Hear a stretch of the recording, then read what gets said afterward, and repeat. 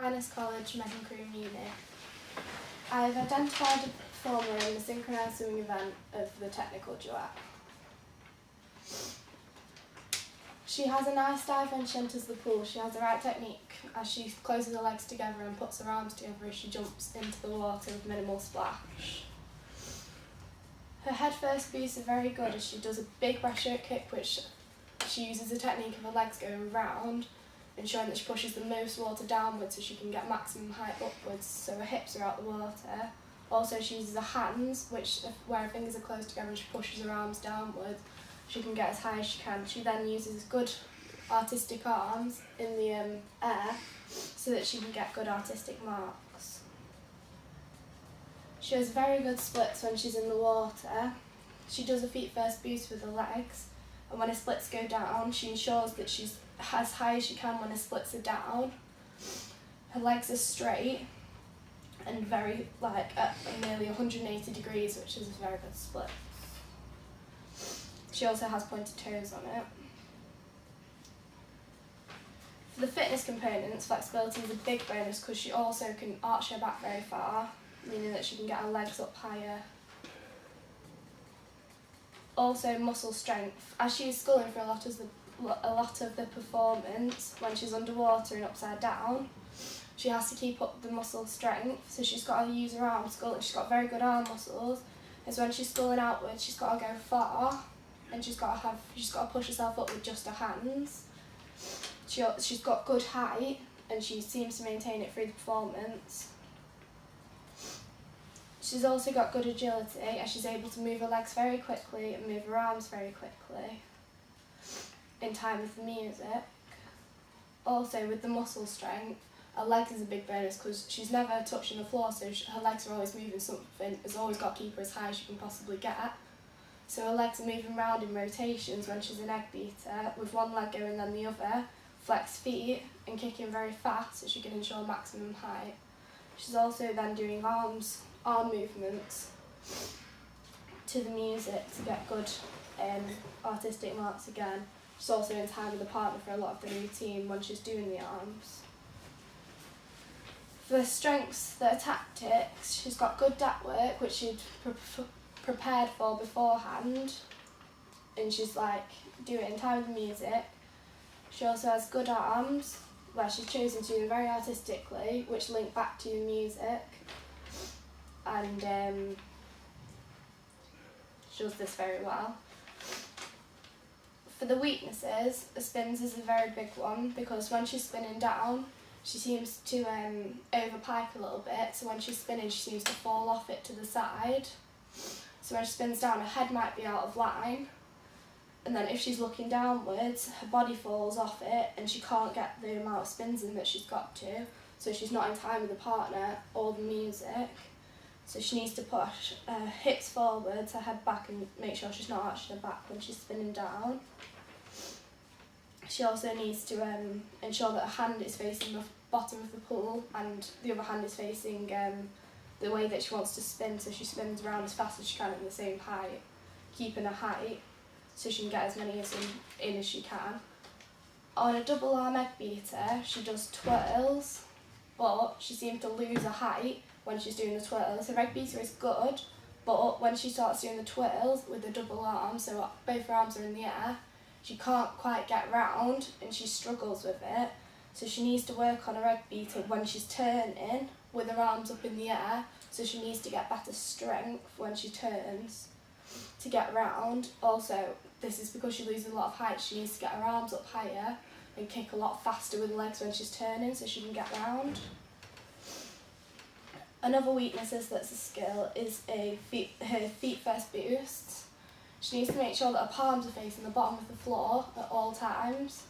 So when she pushes herself up, she needs to keep her hands close to her body, so she's disturbing the least amount of water as possible. Start as close as she can to her feet and make sure her body's in close to her legs, so that when she rolls out quickly and puts her head out last, she can push herself up with her hands and keeps going as high as she can, so she can get as high as she can out of the water, fast as she can sculling. Then do whatever she needs to do, so she does a spin at the end. She spins too early, so she spins upwards instead of getting maximum height and then spinning downwards. For a fitness component, her stamina is a major weakness, as throughout the routine, her figures seem to get lower and lower. She starts her figures quite high, so she's about above knee. Then by the end of the routine, she's slowly getting lower and lower. So she needs to work on a fitness of her muscular strength to make sure that she can get as high as she can at the end of the routine, as well as at the start. Core stability is also a major weakness, as unlike twists and twirls, she seems to be arching her back or not staying very straight, where she needs very good core, stay in vertical position. If she's not got a good core, then she falls off her vertical and she can't do anything. She can't do spins, she can't do twists, she can't stay vertical. Her speed travelling across the pool is also quite slow. She needs to try and get a little bit faster, so when she's egg beating, she needs to point a leg a little bit further to the left or the right, depending on which way she's moving, so she can move a little bit faster, as well as keeping her other leg moving nice and fast in the rotation to make sure that she can get as fast as she can but still maintaining the height. She also needs to, when she's underneath the water, if she wants to move, she could tilt her hands downwards and scull nice and fast, and then she can move in her figure, making sure that she stays in time with the partner. This is also a tactic in the pool coverage. They need to make sure that they go and visit the judges in the routine to ensure the judges can see them as fast as they can. Major weaknesses are her twists. This is a skill. The teaching points for her are she needs to be perfectly straight from head to toe, making sure that head's in line, looking the way that she will be upside down, so if it's that way she'll be looking to the wall. Make sure that head's perfectly in line, everything in her body is perfectly straight, and her hands are facing to the bottom of the pool. If her hands are facing too far downwards, then she'll move and she wants to stay on the spot for a twist. Or if they're facing too far upwards, she'll move the other way. This will also knock her off the vertical and she won't be able to twist. Her body, she needs to make sure that her body isn't to one side either, because otherwise she'll fall off, and her head is in line to make sure she doesn't fall off. Her elbows are tucked into her side so she can ensure maximum height, and sculling nice and fast, and it's kept throughout so she doesn't bob up and down. She also needs to turn around the spot, just on the spot, not around it. So she needs to make sure she turns with the shoulder back, not like all the way around it. So I've decided to make an action plan that will be once a week for the first 2 weeks and then twice a week for the next 4 weeks. This will be a 30-minute session each time, but at the start of the action plan I'm going to do a test so that at the end I can compare it to see how if it's made a difference, and hopefully it will show that she's gained a lot of height. So I will film her twist and put it on the computer and show her against a very good twist that will be like a very good performer. I will then mark her on her height, if she's straight, if she stays on the spot, or if she's bobbing, and I will mark it out of 10. I will do this at the start of the action plan. For the action plan, for week 1 I'll first start the test, and then I will do at ankle levels, dangling without sculling, just to work on the core stability. I'll do 3 bent knees, 3 cranes, 3 verticals and 3 knights. And then I'll make sure that she's straight on every single thing, making sure her head is in line and the core is very straight and tight, so that she doesn't fall off her twists when she goes up to her full height. This is in the first week. For the second week, I will do a set, the same set again, with big bottles, so she'll be at height, nice straight arms to keep her up high with holding on to the bottles, which will keep her afloat. She's then going to practice each of them positions again, 3 times each, to help her get stability when she's at height, making sure that she doesn't fall off it. If she falls off it, then it means that something's out of line and she can't stay straight. And if she can't stay straight, she'll fall off a twist and won't be able to do it. She'll then do a set, so she'll do 3 bent knees, 3 cranes, 3 verticals and 3 knights with small water bottles under her arms. This will make sure that she's tucking her arms into her sides tucking her elbows in and making sure that her elbows stay in throughout her sculling. If the water bottles flow upwards, this means that she's moving her elbows away from the side, and she needs to push her elbows in and keep her hands facing to the bottom of the pool so she's not moving. For week 3 again, on the second time she'll be training that week, which she will do a set at height. She will do the same set times 2 at height with the sculling so she can show progression. She'll be sculling very fast, hands facing towards the bottom. If she moves and bobs up and down, she needs to scull faster and make sure that hands pointing to the bottom of the floor and make sure her whole body is nice and straight like we've been practicing. For week 4, we're going to start with the twist. So we're going to start on land and we're going to get a Dynaband, which is the elastic thing. We're going to hold the Dynaband in our hands and we're going to practice sculling and we're going to turn round. This will help her build up water resistance on her arms so she can scull round easier on the water. I'm also going to put weights on her hands so that when she's sculling, she'll build up resistance and make sure that her arms don't fall downwards because of the water. So she needs to keep her arms nice and straight and tight and into her side to make sure that she can maintain maximum height. On the same week, on the second training session, she'll be lying down on the water and she'll just rotate on the spot, so she can turn without using any part of her arms, just lying there, nice and straight, slowly turning around. This will ensure that she's not moving around the spot when she's rotating, moving around the spot, just staying on the spot when she's rotating instead of moving around it. For week 5,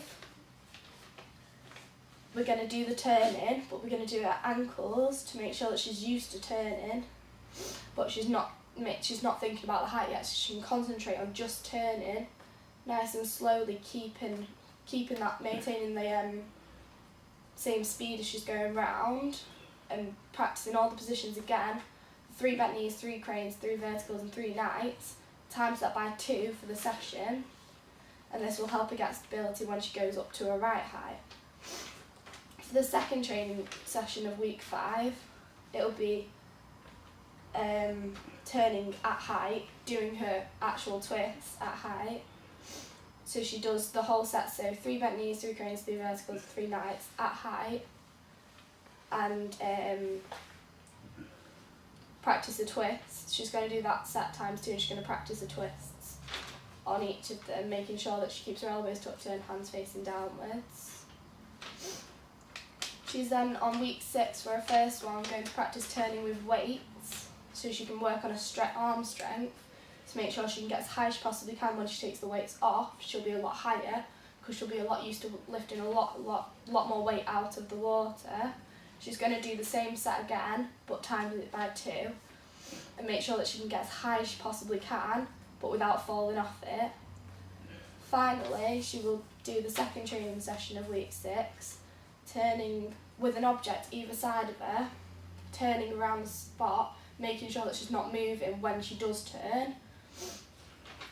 At the very end of this action plan, she'll do the retest to show that she will have gained height, won't be bobbing anymore because she'll have practiced getting her arms going nice and fast and making sure her elbows are into her side, and will be nice and straight and on the spot, not moving around it. Synchronized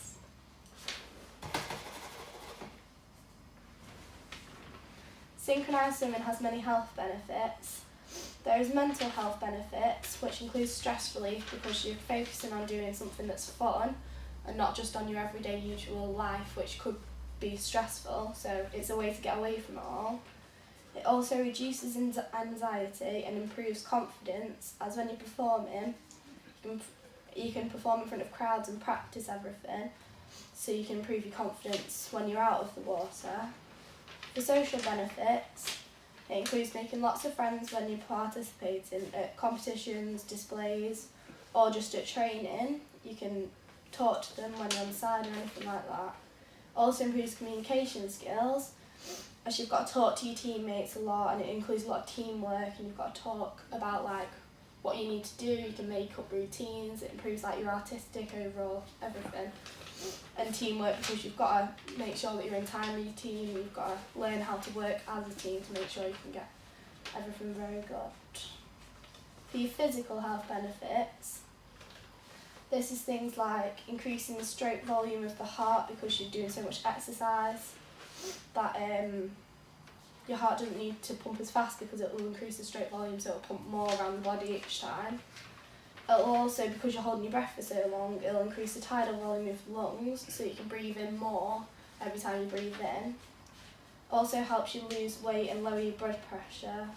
Finally, it'll help you improve your flexibility when you're in the water and out the water, because you'll be able to do a lot more things as you're practicing stretching and doing everything a lot more in your usual everyday life, so it'll help you in your usual everyday life.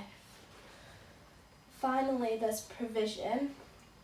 So when you first start as a synchronised swimmer, you might find out about it off other people or like leaflets or anything. In normal swimming lessons, they might have a few like synchronised swimming little things that they teach you, and then might give you a leaflet at the end so you can go on to that as you grow up. There is also taster sessions at most clubs. There is one at Stockport Metro where you can do taster sessions for you get 2 free taster sessions, so you can try it and see if you like it or not. And if you do like it, then you can keep on going to the recreational side. On the recreational side, you then can get picked to go from for your club level. At your club level, you'll be working on skill levels. So depending on your age, there'll be a different skill level for each of you to be competitive or to just be recreational. There's different levels, so there'll be like Cheshire. Within Cheshire for a competition, you'll need like a lower skill level to do it. So you can perform as like a team, figures, or solo, or duet in the competition. When you do that, depending on what skill level you've got, there's lots of skill level assessments during the year, at lots of different places that you can go and get your skills, which will allow you to participate in a lot higher levels. But if you don't have your skill level, you can also compete pretty much every competition, but you'll have to go as recreational, which is more for the fun of it. Then once you've got your skill level, you can go to higher competitions. So there's 5 skills. For 12 and unders, it'll be like skill 1 or skill 2 to get to their competitive age group, so they can go and swim competitively. When they go to a higher competition, so it'll be like the North Regions competition, they can compete in it and get noticed and get like build confidence. You can then move on to like being picked for a North Development Squad or a North West Development Squad, which will mean you'll be a lot higher training and a lot more training more competitively. You'll then move on to things like nationals, British nationals, so you can compete as recreational or as competitive, depending on if you've got your skill level or not. And if you do competitive, you'll be doing figures, and in your figures, this will get you noticed by the people that you want to get noticed by if you want to do well in synchronised swimming, you want to go to a higher level than that. Then once you're at that higher level, you can be picked for like the England Talent Squad. From this England Talent Squad, they'll develop like the GB squad, so they'll be looking at the England Talent Squad as they're growing up, and they'll be having training sessions that'll be like highly intense. So as they're growing up, they'll be able to assess them and see what level they're at. So when they get to the appropriate age, they can consider them going on to the GB team. And then the GB team will be competing all over the world at the Olympics and at major international competitions.